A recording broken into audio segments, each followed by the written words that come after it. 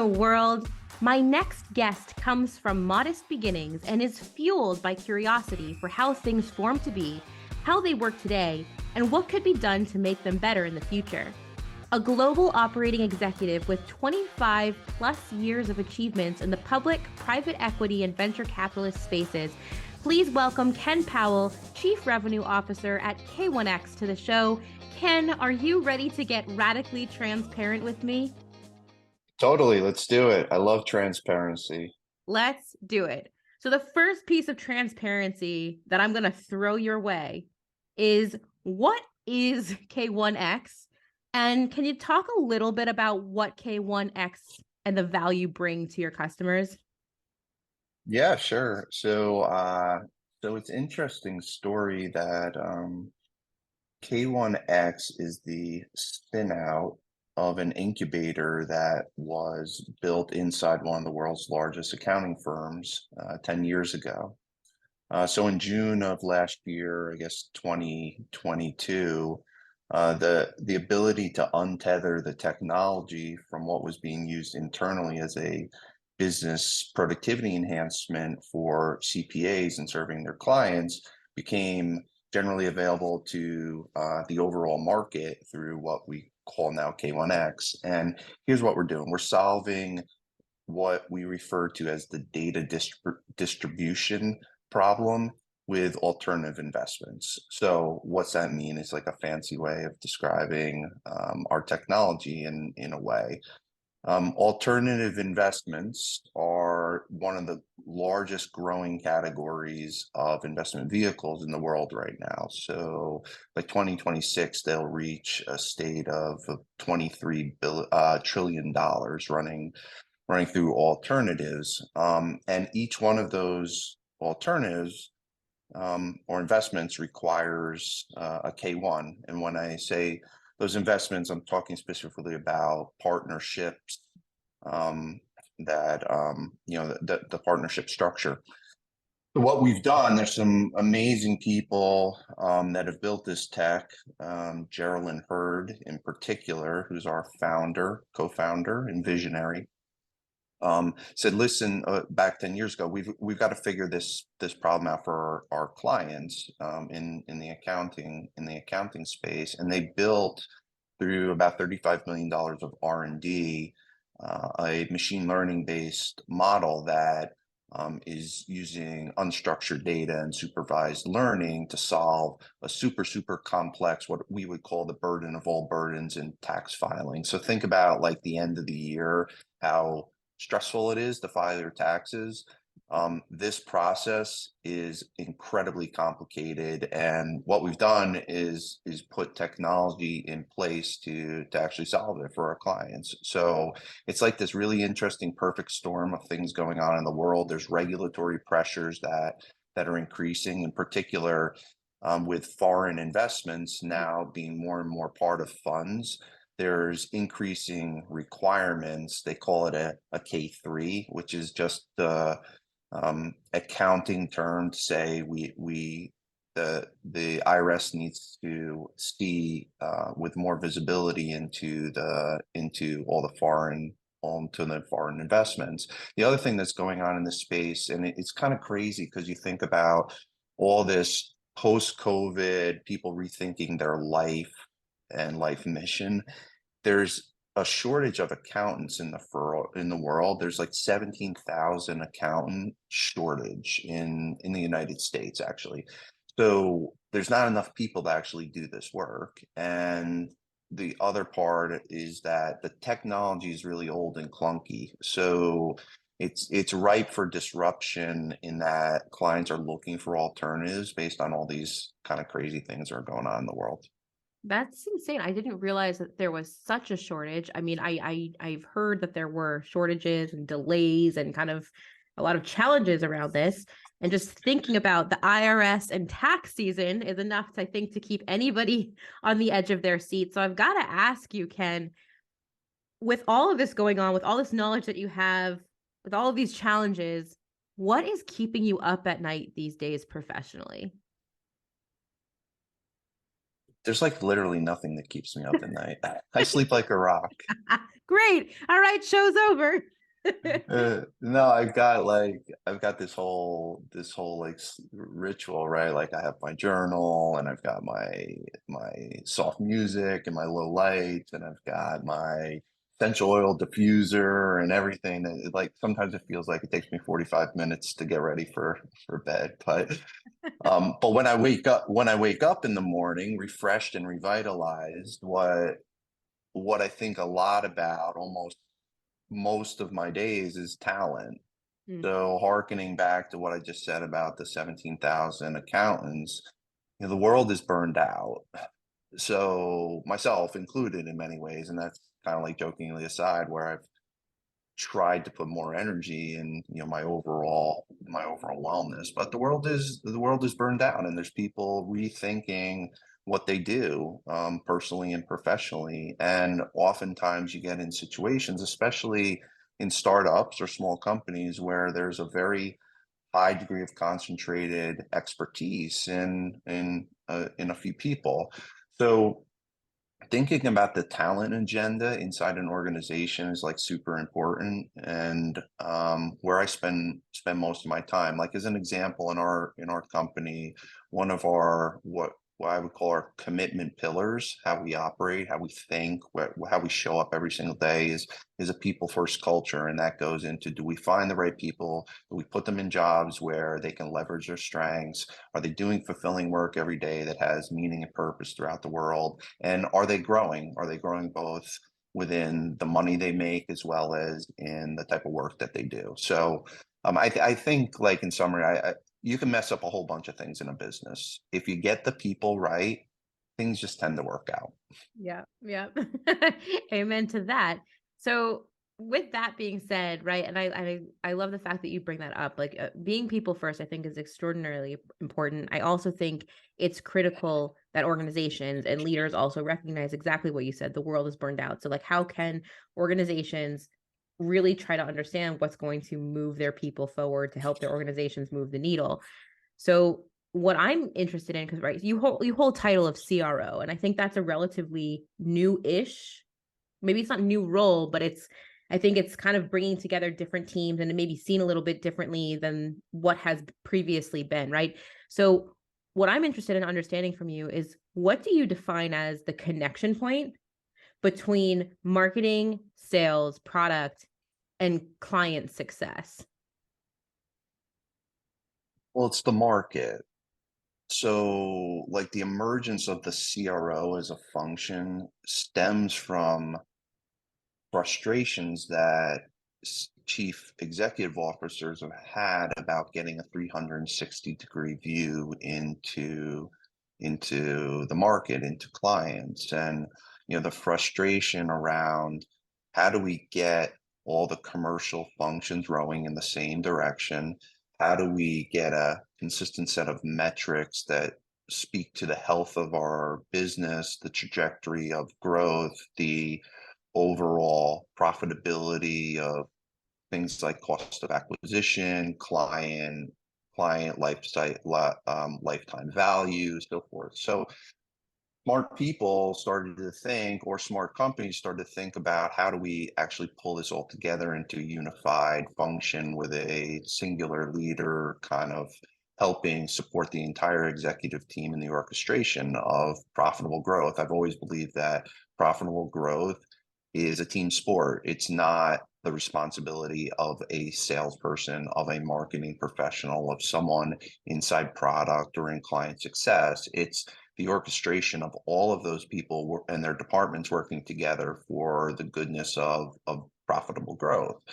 So, like the chief commercial officer, and what shifted here is what I would call integrating it into a system, and a system that helps you continually operate with commercial competitiveness at the forefront. So I always call it our way. It's the commercial operating system. It's our way of how things are done here. And I guess I think about it in like five areas. It's like you got to really understand your market first and foremost. And that sounds a bit cliche, but it's understanding your market in terms of what a client, what a competition, What are they thinking? What knowledge do we have about the market internally?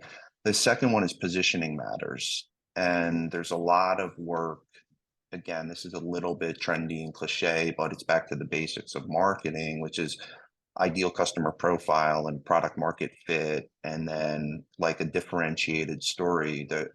I there's a lot of Me Too messaging in the world, which is hard to even differentiate what does company A do from company B. And like, let's think about in the MarTech space, the space that you all are in, like there's a lot of competition, and being able to cut through the noise, especially in mature markets, is really, really hard.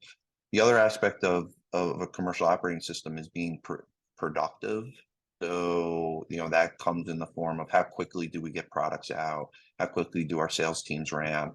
How much lead gen do we create and how quickly do we do it? It's all done, point four, around building cadence, doing it in kind of like a repeatable fashion. And I'd say like the last area is you got to create raving fans. Yeah. At the end of the day, the cost of acquiring a customer will always be exponentially greater than the cost of retaining a customer and keeping them super, super happy. Here's why I'm so thrilled. Here at K1X, we have like high 90s in terms of client retention. I believe it's 98%. So it's the combination of all those functions working together at our business and other businesses that look like this, who align what's the need in the market, convey the story in a really effective way, build their operating systems to create frictionless experience for clients and for employees, and do it on a consistent basis. Does that answer your question? It really, yes, it goes in depth. It answers my question. I think the CRO is a critical role, and it's evolving and becoming more and more important in many organizations of all different sizes. I think the question I have for you, because you've been around for a while in leading these types of teams, but what would you say is the main difference between the idea of private equity and how you operate, right? And just like thinking back to what you said, like, people first, when we're thinking about like talent, and then taking that and looking versus, like, let's say a public company. Is there a difference?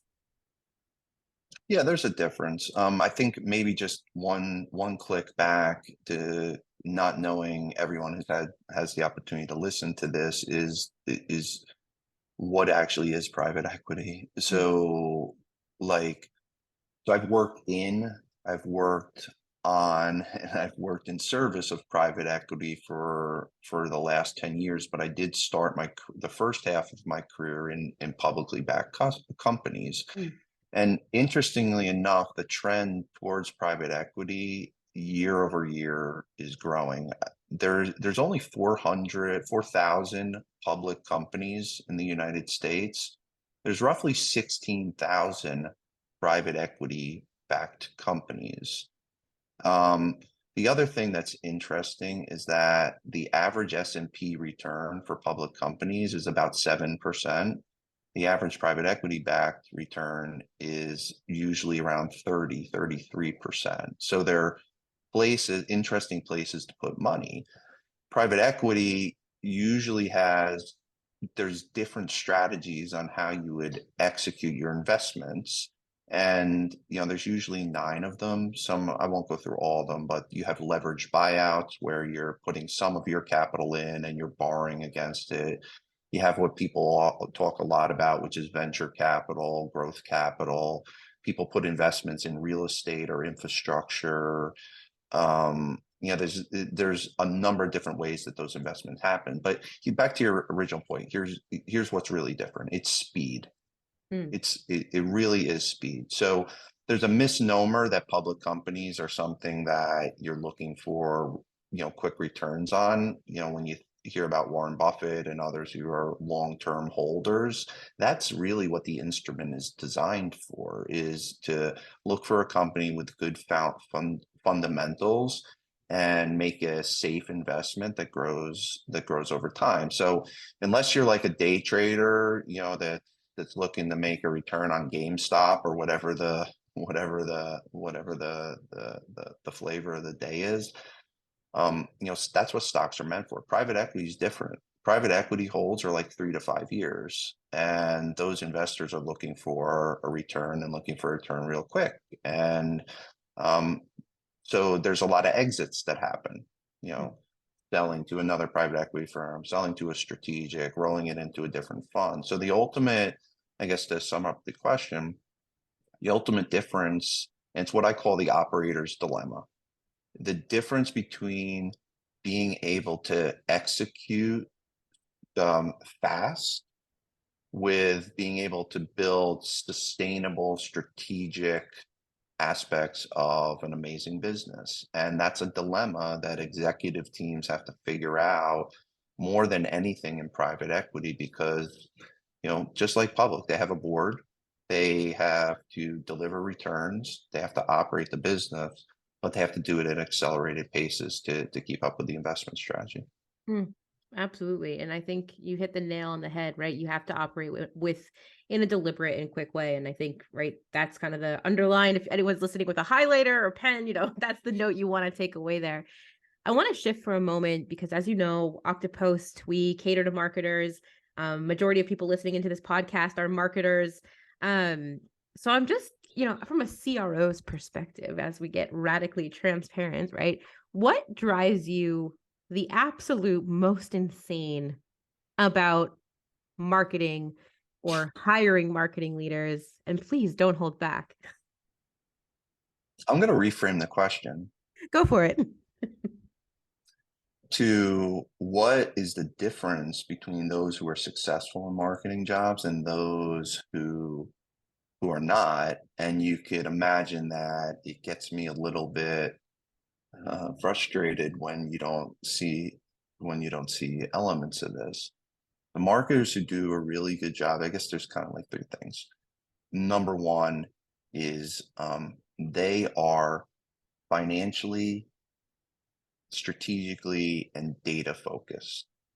They understand the levers in the strat plan around what the business is trying to accomplish, the tactics and strategies in which they're going to enter new markets, products they're going to deliver, so forth and so on. They understand, the growth. They can go into the balance sheet, they can go into the P&L, they can comprehend and they study the financial aspects of a multi-year finance bridge that talks about how we're going to get there before they get into the mechanics of how we actually going to operate and execute our plans. The other thing I find often is that they don't those who do a really awesome job are not that they're not conceptual idea generators alone. They're executors. They roll up their sleeves. They think in an iterative process versus waiting for perfection. I think I can think about a bunch of different marketing leaders that I've worked with over the years, either worked alongside or they worked on my leadership team.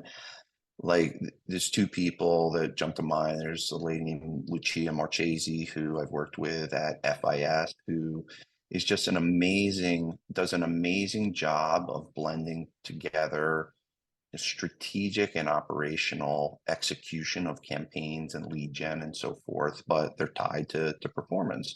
And then Scott Turner, who I'm working with today at K1X, again, we're in a startup, and I'm sure you can appreciate this. You've been in 1 or 2 yourself. Run one right now, one could argue. Yeah, sure. Like, the rules aren't written. It's gray and ambiguous. You don't have a lot of resources. You gotta be scrappy, right? So, he's rolling his sleeves up right now. He's writing copy, he's creating presentations, he's interviewing clients, he's doing all the things you would expect. But conversely, he's also sitting in the rooms talking about where are we going with the business, how's our business helping the clients, what's changing in the market. So yeah, that would, I say, is number 2. And the last one, which is on kind of like a bridge to what I just said there, is they get out and interact with the market. They they talk to clients, they join sales calls, they do or participate in win-loss interviews. There's always something, I'll summarize it like here, there's always something about senior people and or anyone at whatever role you're at, that when you walk in the room and you say, I was talking to a client the other day and they said X, heads turn, heads turn. We're not thinking just from the inside out. We're thinking from the outside in. Yeah, I think that's a key one there. So thank you for getting radically transparent about that. I know, marketers were an interesting bunch. So when I think about marketing and I think about leadership, I think about where I guess trends you could call it maybe, or the new professionalism. I hear it being coined. But how can we as leaders incorporate our employees to be part of the brand? And I don't just mean, they get a paycheck from an organization and yeah, you're part of the brand, you've drinking the Kool-Aid, but what can we do to help our employees write brand? Yeah, brand sometimes or often gets correlated to pretty pictures and PowerPoints, but brand is really a promise. It's a promise to employees, it's a promise to clients, and it's a promise to the world. Like, let's think about the K1X promise is around eliminating the chaos and the distribution of data with alternative investments. But it's bigger than that. It's about helping move markets and move the capital around the markets. So it's a promise to how we operate, the work that we do, and how it brings goodness to the world. Now I'm kind of like going back on what I just said. The best brands are, I think, are built outside in, inside out, meaning that when you think about the pillars of a great brand, you've got all the aspects of our commitment, our character, our cause. Those are internal aspects. How do we operate? How do we think? What do we? And then there's the outward expression of that. What are our products and solutions? How do we name and identify ourselves? What's the story in which we're telling? And brands that are masters at this integrate all of that together. Brands that are masters of this, they align their not just the posters on the wall, but their performance incentive schemas, their business OKRs. They operate it that way, and I think the stat is, my friend Matt Dixon, who wrote the Challenger sale, during their research, Matt and Brent Adamson wrote it, that said that 70% of a brand is carried by your field facing force. And this was maybe 10 years ago when this book came out. I'd say it's like at today's day and age, it's 100% of your employee population that's carrying your brand, and primarily because of social media. And your ability to summarize what your question is, to be a brand ambassador. Being a brand ambassador and sharing with the world what your company's doing and how it brings value is the number one thing that our employees can do. And back to my earlier point, selling or growth is a team sport. It's not just a very discrete function. Hmm. Well said. So I have to call it out because you're quite the trailblazer when it comes to social media. I think when I say thought leadership, you probably are the first to come to many of minds, especially here at Oktopost. And I'm just curious, right? How are you encouraging your organization to be those thought leaders across social media? Are you leading by example? Are you leading trainings? How are you getting this done? Yeah, so people buy perspective. They don't buy products. And we're still in an age, even though ChatGPT and others are disrupting the market, that people buy from people. And like I think that what we need to do is focus as much as individuals on on the brand of your company as your personal brand. And there shouldn't be a disconnect between those, because that would, in my mind, fly in the face of, well, who are you working for? Are you working for a company that represents your values? Are you working for a company that creates goodness? Those are things that everyone personally believes in. So you want to align your company with that type of stuff. So I think the whole idea of engaging advocates to help elevate your brand is important. But what does that mean? You got to know your story. You got to be able to share your story. You got to be able to find someone who can carry your story forward.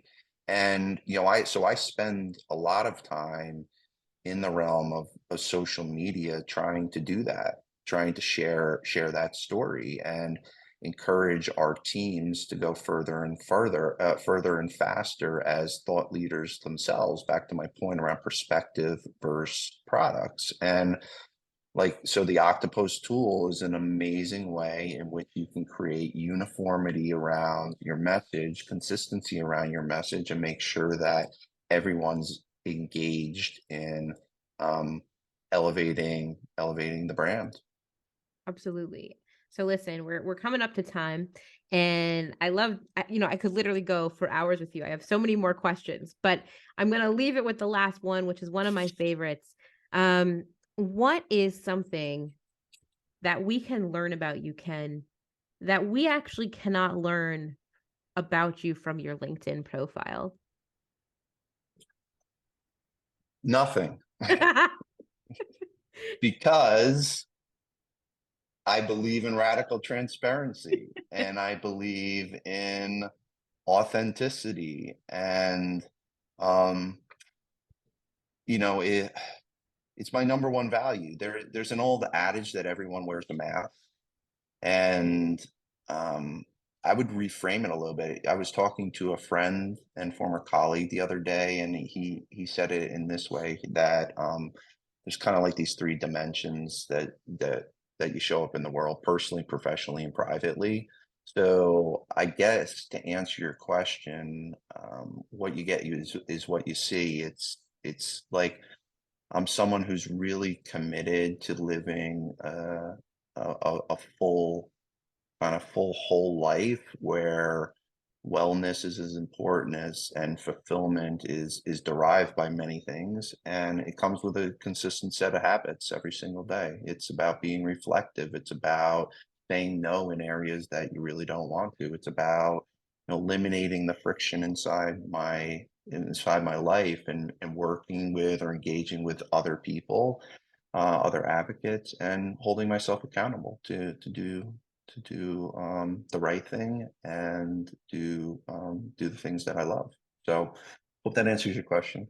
It definitely does. So listen, anybody who is listening in, who wants to follow you, wants to connect with you, wants to learn more about your brand or how you're creating thought leadership, where are the best channels to reach you, and where can we be following to stay on top of all of the authenticity and all of the, the real and raw content that you create?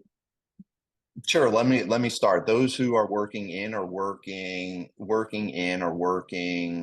or considering investing in alternatives should check out k1x.io. Those who want to hear a little bit about myself and my ideas, and how we're helping clients, or how I view the world, can find me on LinkedIn, or they can find me on Instagram. And so that's where I am. Or send me a text or an email. Thank you, Ken. It's been an absolute pleasure getting radically transparent. And thank you. We look forward to having you back. All right, cool. Thanks, Jen. Thanks for tuning in to the Radically Transparent podcast, brought to you by Oktopost, the only social media management and employee advocacy platform architected for B2B. I'm Jennifer Gutman, your host and director of social strategy here at Oktopost. And if you love today's show, we'd love if you subscribe, rate, and give a raving review wherever you get your podcasts. For more discussion on B2B social media marketing, be sure to follow Oktopost on LinkedIn. And of course, to gain access to all our free social media marketing and employee advocacy resources, head on over to our website, www.oktopost.com. Until next time.